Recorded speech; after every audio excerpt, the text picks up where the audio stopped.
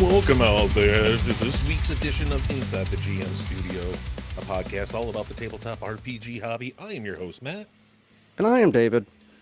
And we had our character creation for Triangle Agency on Thursday. Yeah. I'm still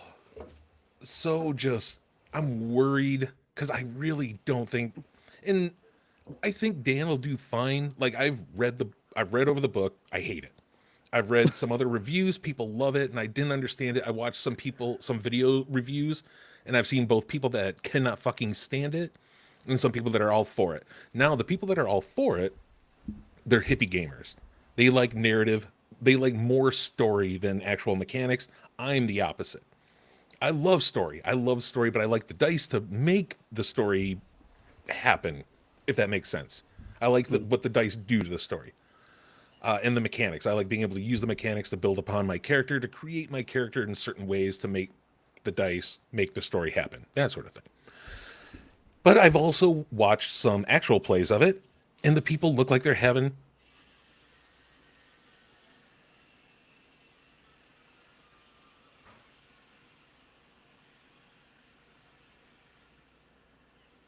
a ton of fun, and it just makes me think maybe it'll work out. So we had character creation. Character creation is super easy. You got to choose three things. Triangle Agency, everything is in fucking threes. You got to choose what is your anomaly power.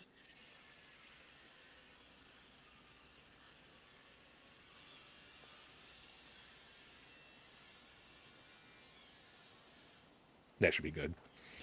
Your anomaly power, what you do at the agency. You know, you could be anywhere from a barista to a CEO. And for some reason, you've now become an agent. They need your help. And then the other one is, it's almost kind of like your alignment or your nature demeanor sort of thing. Okay. And that's all you do. You just choose that. Bada bing, bada boom. You're all set. Then you have to answer 3 questions that will give you your first bonuses to your skills. Now, how many skills do you have? There's 12. Oh, but multiple of 3. Yeah, sure. But how the skills work, because after we did character creation, we didn't run a mission, but Dan kind of went over how the missions work, which I was already aware of. No roll is made unless you want the agency's help to turn back time to fix it or to use your anomaly power. That's all you use these skills for. Okay. And I talked to Dan about, hey, maybe we can liven it up a little bit by using these, skills in certain situations. And he was kind of like, I don't know, maybe at first we won't, but maybe we'll be able to work it in. He's going very much by the book. But yeah, after that, I'm not a fan of it, but I'm fingers crossed, and I'm going to give him benefit of the doubt. I'm going to do it. We're going to try it. We're going to see how it goes. But it's starting to make me feel like I might be cursed as a player. If I don't feel correct in my character and in the game, I just have bad feelings. You get bad vibes. Yeah. Maybe I am just a forever GM in that way. But that's not true because Quentin, I love playing Quentin. I have a great time playing Quentin. Do you feel like your character in Barbarians of Lemura is kind of in that category too? Yeah, I'm lost with him right now. I need to find where he fits. At first, when I first started playing Olzamar, I wanted him to be the lovable hero. Just like the airheaded lovable hero. And then as I continued to be the first one to go unconscious all the time, as I do, a lot of, everyone was kind of, they weren't reacting very well to that. So I was like, all right, we'll change them up a little bit. We'll make them a little more, you know, a little more defensive, maybe a little bit more stoic, and maybe more of a, just a straightforward, like chivalrous hero. Okay. And now I just don't. When I was doing it last session, I just didn't feel right with it. It didn't feel good. So I just need to play around with it a little bit more, find where he belongs in the story and with the group, and then I think It's it'll be all definitely right. coming through. It seems like sometimes when we're playing in particular, you seem frustrated. I You am. seem I'm you frustrated with seem like myself. Yeah. okay, but sometimes you seem annoyed with the other characters sometimes, and it was like you started annoying me a little bit. I was like, dude, okay, Hmm. like I understand that you're trying to be a team player and everything, but like you keep just asking Cody what you should do, and I then you know. just ignored what he said. You were I just like, you were just I like, ah, fuck this. I'm just gonna do what I want to do anyway. I'm like, okay, I respect that, but at least why did we go through the whole rigmarole of like what he was telling you to do? And so the moment that I ran in, I was like, "Fuck, that wasn't right." Yeah, because I yeah, do. I you wanted felt to it ask right. questions. I was like, maybe if I ask him a bunch of questions, maybe I'll feel out where I belong. It to Uh, be fair though, if your frustration was that the group seemed like they were kind of over planning instead of just kind of throwing themselves like headlong into an encounter. I mean, I get it.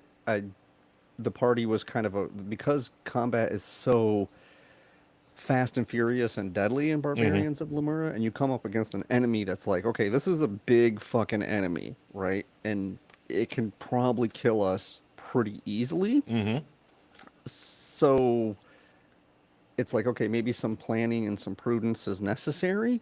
hmm And that's fine. I do think that approach is appropriate some of the time, but frankly, I don't know that it would have gone much better if you had just rushed in and just kind of like surrounded the dude and like fucking Yeah, started wailing on him. yeah. For Because the those out thing is, there, on our game that we did late on Sunday, that's why this episode is coming out late.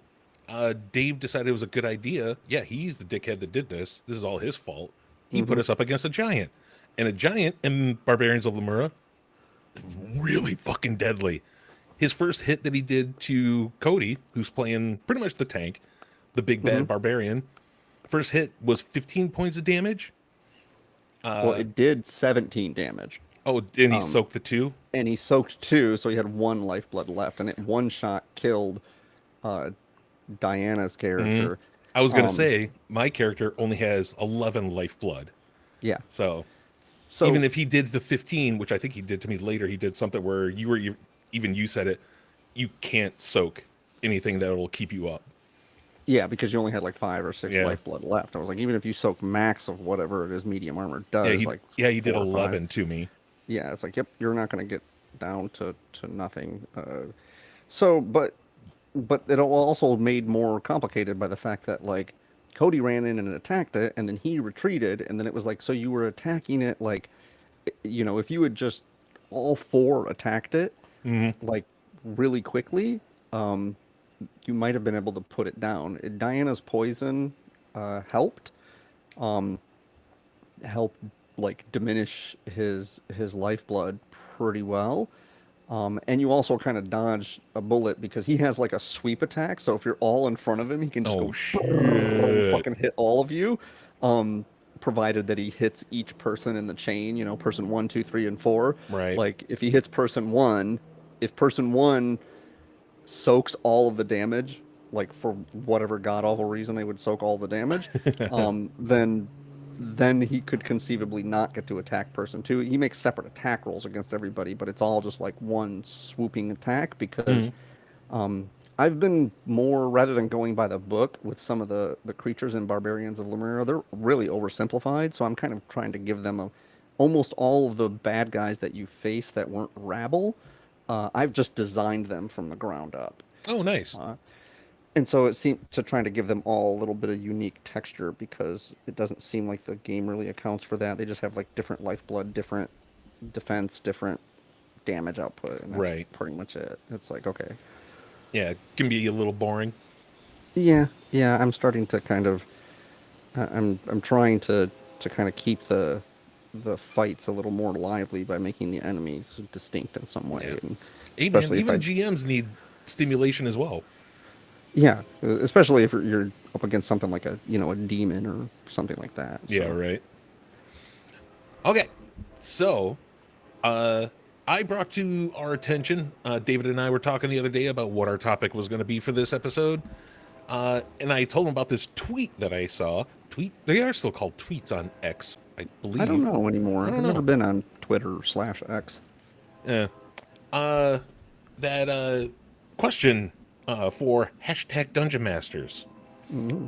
If D&D is improv, yes, and with dice, what do you do when the dice really don't want to tell the same story that you do? And I thought that was a pretty good question that we could go over, because this is kind of like the big question, where a lot of people discern role-playing games, tabletop role-playing games, when they first bring it, bring up Dungeons and Dragons to to somebody that's never played it or even really, seen anything in TV or film of it. They say, isn't that where you dress up as wizards and kind of throw, beanbags at each other? It's like, no, no Yes, that's foam exactly what swords. it is. And then there's the others that say, oh, it's a board game. And it's like, yes, but not really. Well, it doesn't need to be. I mean, you don't need to have a board, but Hmm. just something having a board doesn't make it a board game, right? Right. So, like you wouldn't call chess a board game, even though it has board, you know. I don't know. You find it in the board game section. Yeah, but most people wouldn't call chess a board game. They would Yeah. say it's a strategy game, or they would Yep. say it's a, you know, it's really more of a tactical game than it is a strategy game. It's very true. But yeah, it's in the board game section, but you know, board games are kind of a But so is different a story. Ouija board. Yeah, it's more like a toy than it Yeah, is a that's more of just a board. toy. Yeah, there's no rules to it really. I mean, maybe there are. I've never owned one, but I don't know. um, But when you think of yes uh, and then they ask, well, you're not really yes anding because you're using dice. What does that make you think of? part of the problem is just the framing of the question, at least in my estimation. Um, the dice aren't telling a story. Not really. You're telling a story, and it's bolstered by and empowered through mechanics and the Hmm. results of those mechanics. So if you're hinging your story, or let's the plot of your story. If you're hinging the plot of your story on certain outcomes of the dice, you're probably designing your plot wrong, right? Um, we've talked about this with kind of like vanguarding or hiding certain information behind one thing, and that's more of a storytelling component. But the same goes for any given dice roll, right? Like Hmm. you're saying, okay, let's say there's a fight, and this is the most common example. There's a fight, and the fight is part of the story. It's part of the plot, presumably, and so the fact that the PCs will make it to the other side of the fight illustrates that the fight is a plot point, right? Hmm. Um, but none of the dice rolls in there really matter, except insofar as that if it goes poorly enough, then there's no plot point afterward because there's no story to be had after a TPK. Not really. Um, Hmm. but in no way does any given fight does what happens after it necessarily hinge on the dice rolls. It only hinges on whether the party gets through and makes it to the next leg of the plot. It might go really well, it might go really poorly, it might be very fast, it might be really drawn out. The important part for story purposes is that you get to the other side of it. So thinking about the dice as telling the story in that way is just flawed thinking, and it's better to think of it as the kind of consequences of the players acting interacting with the plot or the story in a given way. Most of the time, the only aspects of the story that the players can influence through dice rolls are the plot, right? Like Hmm.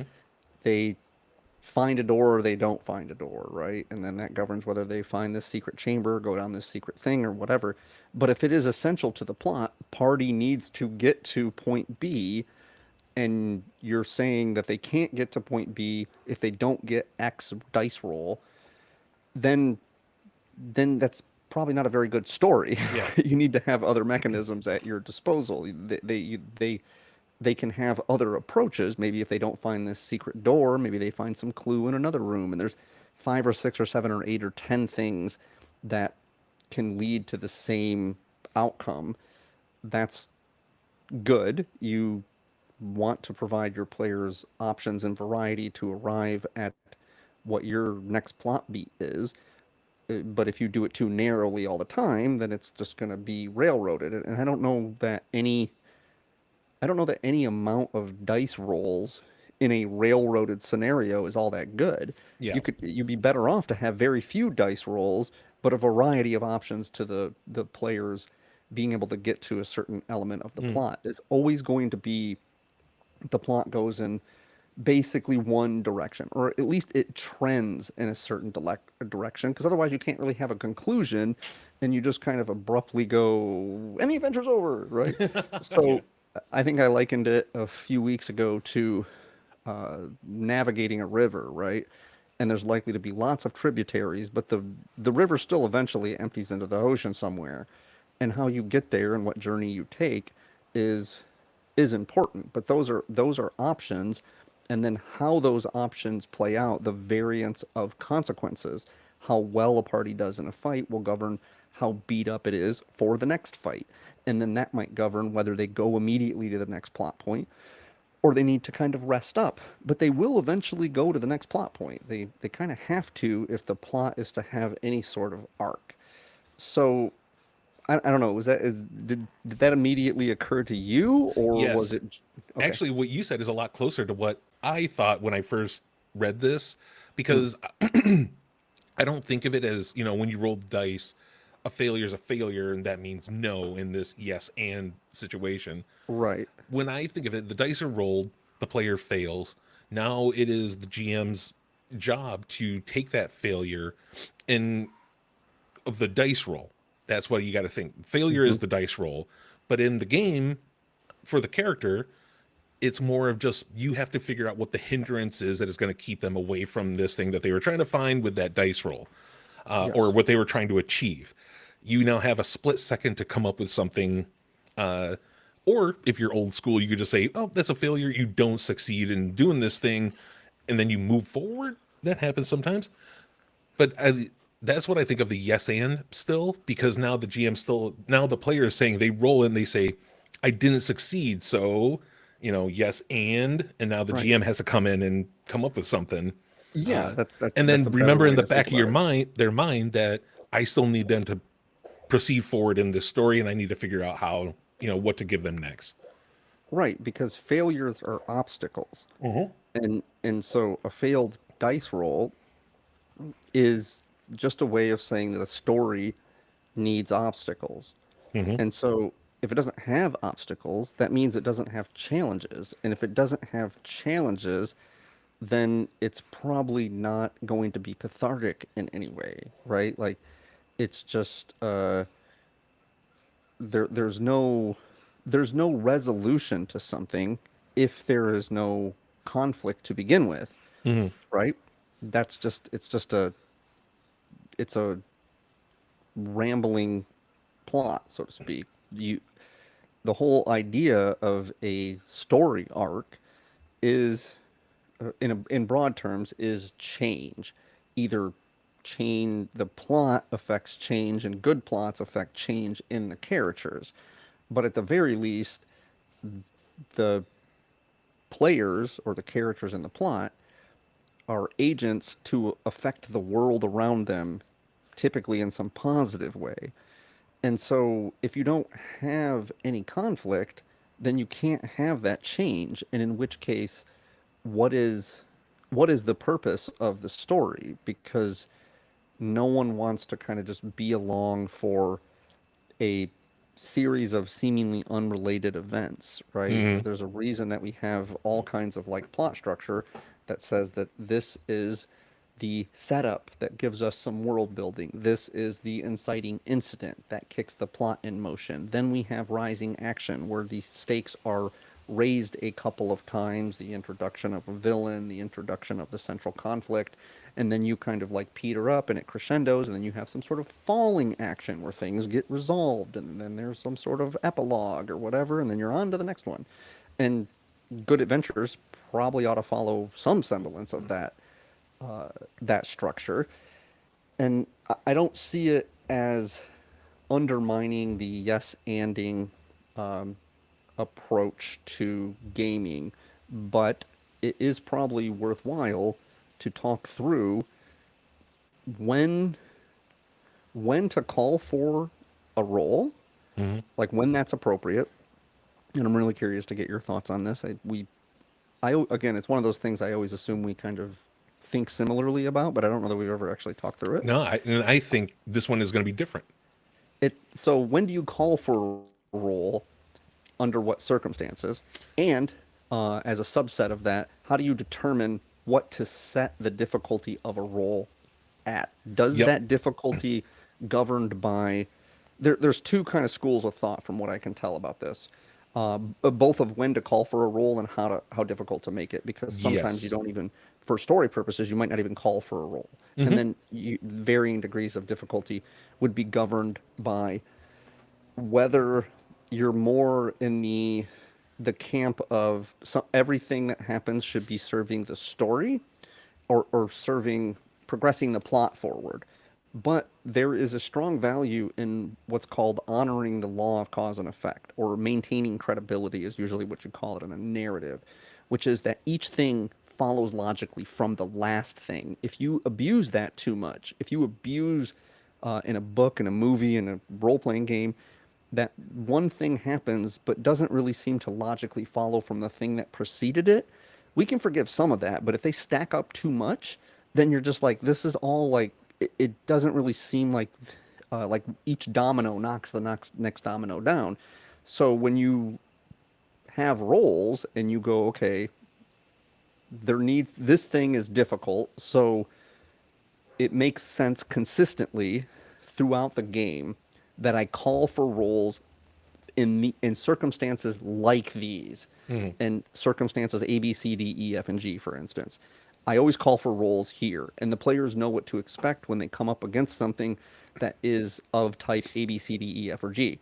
But then the more narrative focus, to kind of move the plot along and probably affect the pacing a little bit, is that like each instance is its own thing, and what purpose does it serve?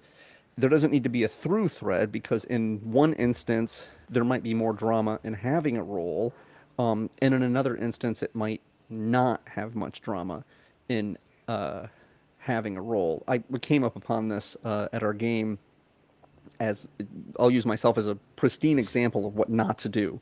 Um, it occurred to me that uh, Barbarians of Lemuria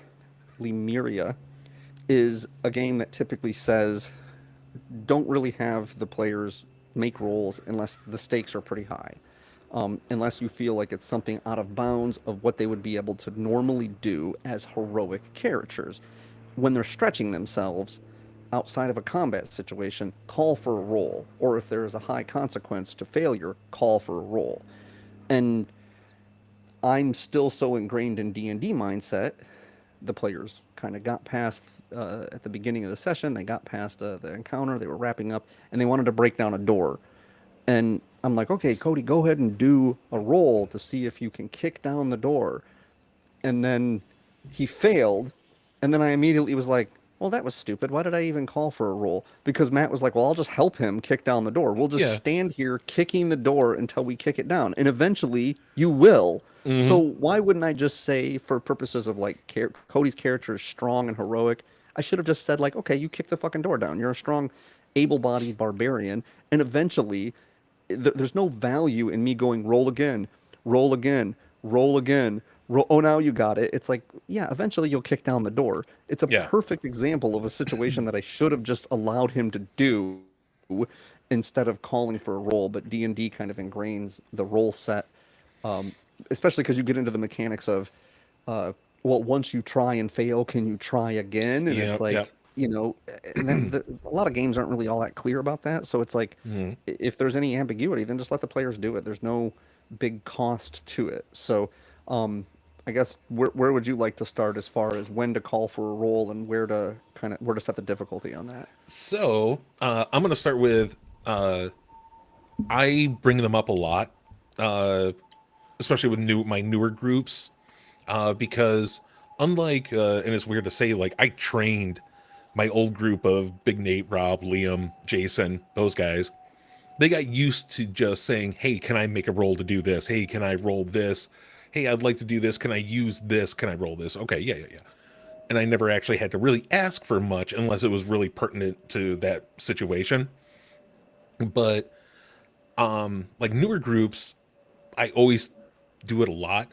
A lot of times because even if and I will sometimes tell them after they roll, say, it's all right, as long as you didn't get a one, as long as it wasn't a natural one, a critical failure, or it doesn't matter. I just want to know if you fail because I like failure. Failure is fun. Failure can come, can be kind of a fun thing unless it's, you're trying to jump over a cliff, that or Yeah. jump between cliffs or whatever. That can be bad. Uh, but I use dice rolls quite often because I use the like the determining the number of how much they succeeded or how much they failed in my flavor that I use. Mm-hmm. Uh, so like you said, kicking down a door, I'll have them roll. Even if they failed, I'll just tell them, well, it took you way more kicks than it should have, and you look, as you look back at your party a little embarrassed. Uh, it still got kicked down, but perhaps some of the guys are just kind of like, damn, dude, you should have been able to do that with one swift kick. But so I use it a little bit as a narration tool. Okay. So I call for rolls a lot. I've Uh, noticed that. And here's why I probably call for them more than they're warranted. For whatever confluence of reasons, probably just the whole idea that you're playing a game primes players to be more engaged when they have to make a roll. yeah, And and when you call for a roll, it's a way of communicating that there are stakes to something. I'm trying I'm probably overusing it in this game, and I'm trying to beat myself out of the habit of doing it. mhm. Um, Diana got frustrated because she's just like, "Hey, you have all these constraints on things." I'm like, they're called rules. Like, like, I, I, I, I admire the pluck of trying to do X, Y, and Z, but I'm like, really, just again, this kind of goes back to what I was saying about honoring the law of cause and effect. I'm like, I told her, I was like, think about this. What you're doing is you're pulling out your bow, you're firing. Keep in mind that a combat round is typically about 6 seconds. Mm. You're taking aim at a monster, Not a trying to turn, shoot. a combat Right, round. right. You're taking aim at his eye and trying to skewer him with a well-placed shot. Then you're dashing down, covering 30 feet of ground, taking out a potus of herbs and administering them to a fallen ally to get them to be revived. That seems like an awful lot to do in 6 seconds. Um, and so I'm like, you just have to think about it in terms of that. Like, I'm pretty loose about certain things, right? Like the whole use object in D&D.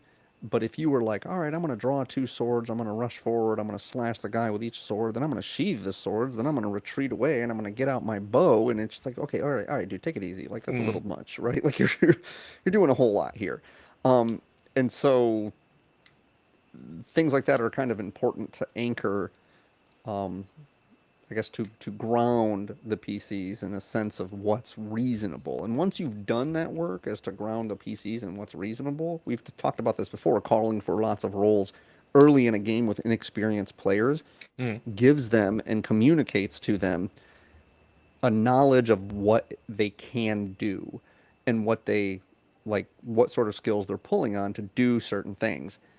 Once that work is done, I'm much more comfortable kind of letting off the gas pedal as far as making rolls. Yeah, I really tried to. I don't know if I did just try to hammer it into them. Like I said, after my group that we were together for so long, playing D&D, they just got used to saying, you know what, I'm just going to start asking to make my own rolls.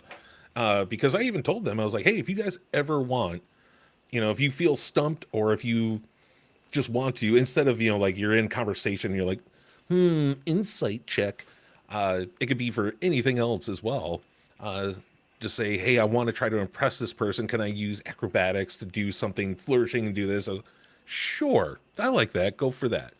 But that's also, like I said, I want to know what you thought because even in when they happen, when we talk about it, like barbarians, Lemuria, nine succeeds every single time. Yep. But whenever somebody rolls a 12 or a 15, we're just like, oh, damn, that's a big hit. No, not really. Nothing changes. But when you see that bigger number, you think that it is more grand. Unless it's a mighty success. Yeah, unless it's two Right. sixes, then yeah, it's not. The difference between 9 and 12 is just the difference between a success and another success. Yeah. But in your head, when you're picturing everything that's happening, do you think the same thing? Like when you see Cody hit that 15, you're just like, damn, that's a massive hit. Right, a gradient. Like it's like you have the threshold for a success, and then you have the threshold for a mighty success, and then you can turn mighty successes into legendary successes. Like, it does.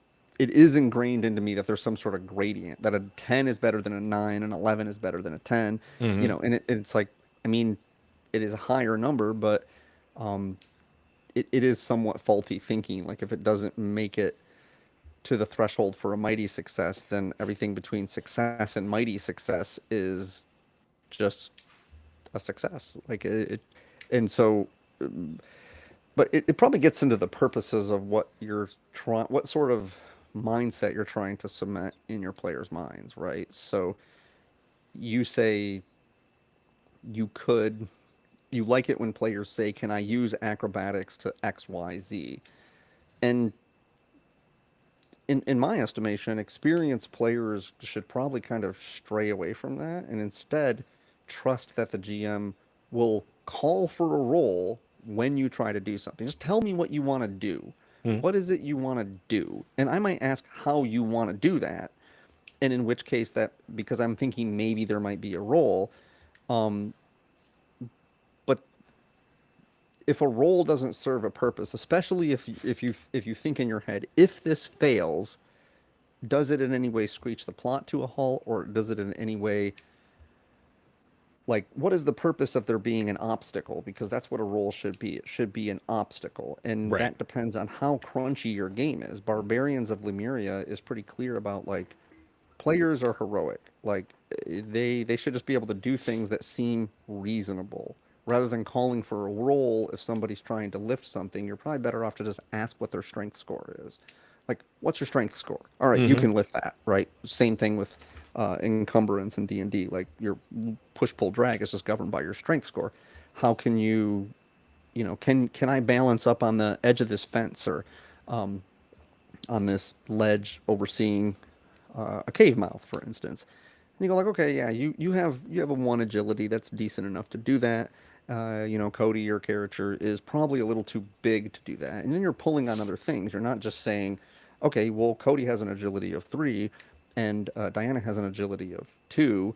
So why can't he balance up? There's, well, he's 6'6" and 50 pounds, and she's 5'4" and like 120 pounds. Like, there are confounding factors that aren't just your aggregate stats. And generally speaking, the more you pull from them, the more the story feels narrative instead of crunchy. And if that's the sort of game you're going for, then call for fewer rolls. Just have it informed by whatever the character's skills are. You have, I'm trained in diplomacy, or I'm trained in acrobatics. It's like, then there's a whole slew of things, like the whole taking 10 in the previous editions. It's just like, you should be able to do most things within a fairly reasonable range Hmm. without the fear, if you're, unless you're under duress, without the fear of failure, right? In a combat situation, the stakes are higher, but if you have a +8 to acrobatics, you're like the equivalent of like an Olympic level gymnast, right? Hmm. And there are no circumstances where an Olympic level gymnast is not going to be able to hop up on a 3-foot table and scale across it, right? Like they're just so good at that there's not a 1 in 20 chance that they're going to fail. There's like not a 1 in 5,000 chance that they're going to fail. And so calling for a roll there just seems empty and doesn't really seem like a victory if you succeed, except to show off how good you are at something. But and seems almost silly if you were to fail, unless it was like a real high stakes situation where you need to perform under pressure some sort of, modestly difficult task that it is conceivable that because of the chaotic nature of the scene around you, it's one thing to hop up on a table, it's another thing to hop up on a table realizing that maybe, 5 enemies are going to shoot arrows at you once you get up there. That might rattle you a little bit, but so that's kind of where I'm at with it. Maybe it's my, because me naturally, like at work, I just had this discussion with my boss because the engineer that I work with, he was asking me if we can get this product that my team is building on a truck by the end of the day. And I said, I don't know. We'll see. And he says, well, that's not a yes or no. And I was like, I can't give you a yes because I don't work on absolutes. And That's true. It's not a yes or no. like, yeah.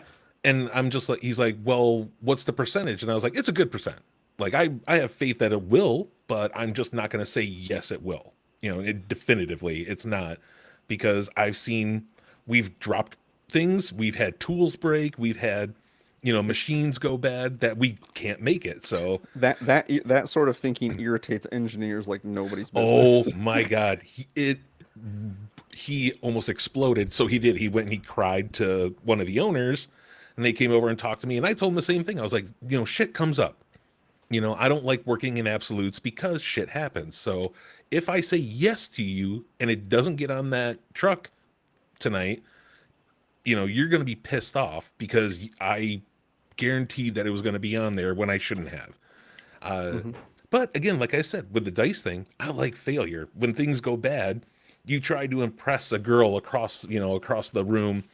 So you do something, you start dancing on the table or whatever, but yet you slip and fall on your face. Usually you're a very good dancer, but that one time, what happened that made you slip and fall this one time on a something that you've done hundreds of times? And I like that. It's just a little bit of extra something that the players can Yeah, use. but if you're calling for too many roles in a character, to the point of the original question asker, Hmm. um, if you call for too many roles, and let's just say there's a bad series of dice rolls for a character that has a great acrobatics score, Right. suddenly they look cartoonish, whereas if you just allow them to do it every time, they look more heroic. And there's some gradient between there, that it's not like heroic and guaranteed success every time, but it's also not like calling for so many rolls that, Mm. like, 4 or 5 rolls in a row, even if you have a great score in something, can go bad enough for you to Oh, fail. I'm sorry. I did say it earlier, but every time I'm talking about these sort of things, it's that Mhm. one that I hate to say, that roll doesn't matter what you get unless you get a one or whatever the Mm. failure number is. See, Uh, I don't typically do that. mhm. Because to me I think we have that gets into the whole gradient thing, and I Mhm. don't like calling for a roll if you're only going to critically fail. I mean, it can engage your players, and I do think it's a good tactic for less experienced players, or like setting the tone of a campaign as to when a roll is appropriate.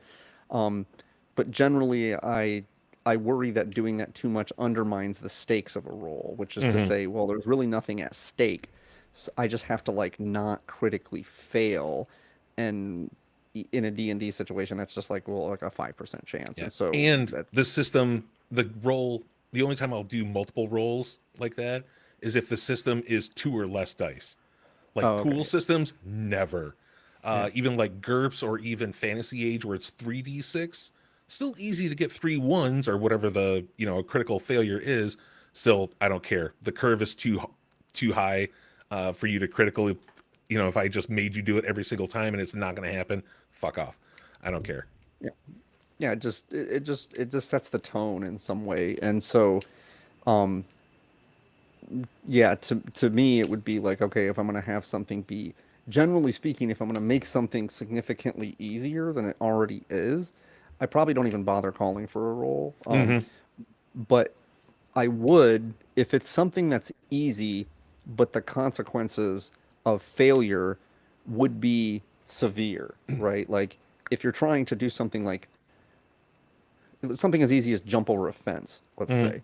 There's some enemies on the other side of the fence and they're attacking your buddies, and you want to get into the fight, and you're a fairly acrobatic character, and there is, it's pretty easy that 99 out of 100 times you can jump over this fence without issue.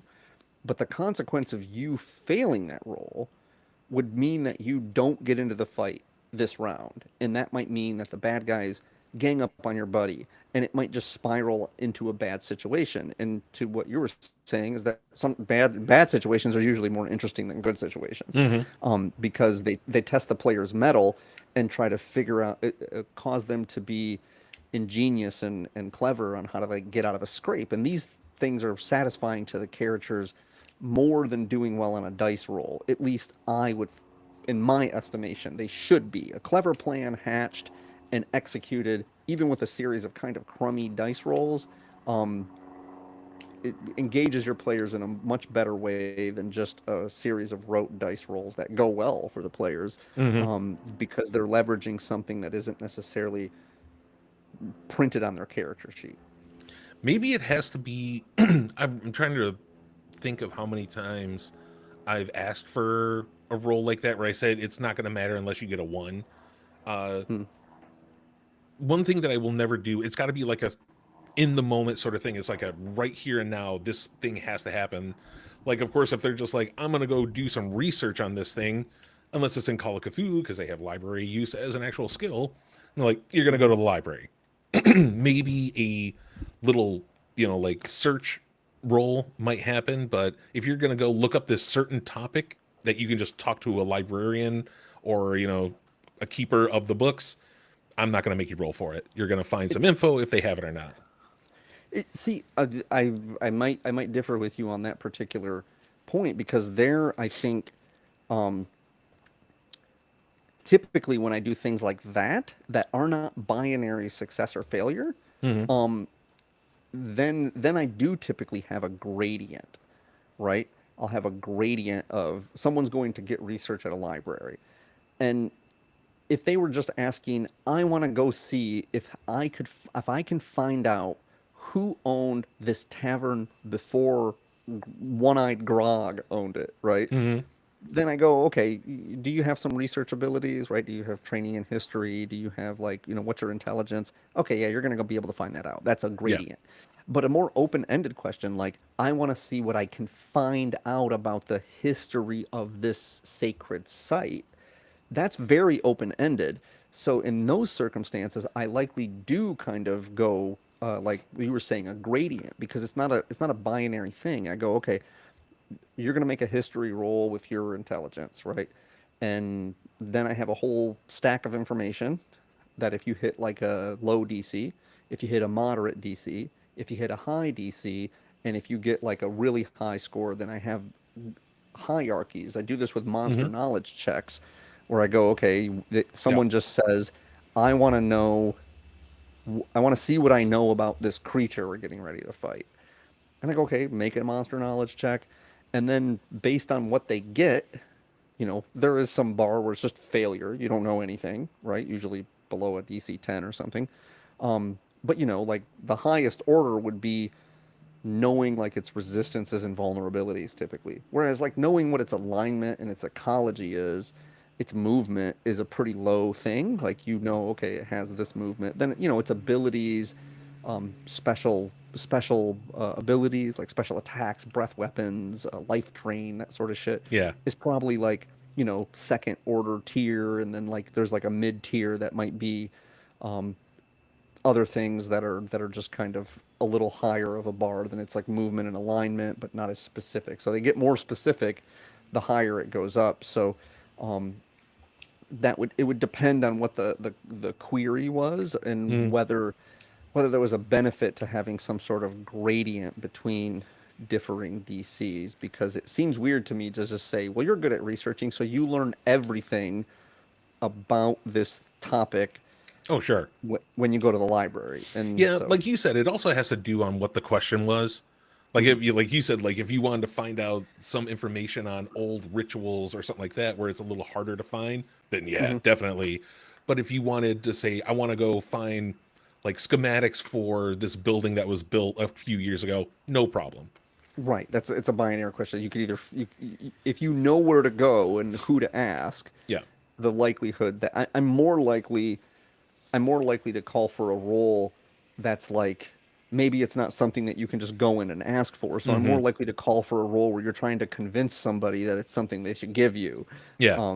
because then there's at least some drama there. But the digging the information up, it would depend on how occult the information is, right? If Yeah. it's deep cuts, hidden shit, then you probably need a role.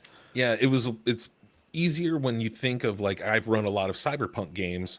So when the hacker is trying to get data, is it something that they could find on the internet, or would they actually have to either break into somebody's storage, or that they would have to go into more of a deep web sort of thing, and then you can go from there. Like if it's just on the internet, no reason to roll unless you want to do just a Right, regular search function, no problem. right, But if you right. had to It's find it on the dark web, deep web, whatever you want to call it, or actually hacking into a system, then we're well, getting up there.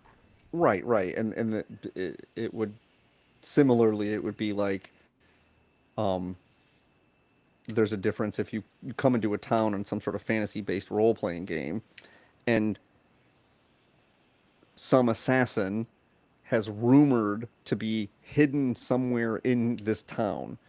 That's probably going to require a role and kind of asking around and stuff like that.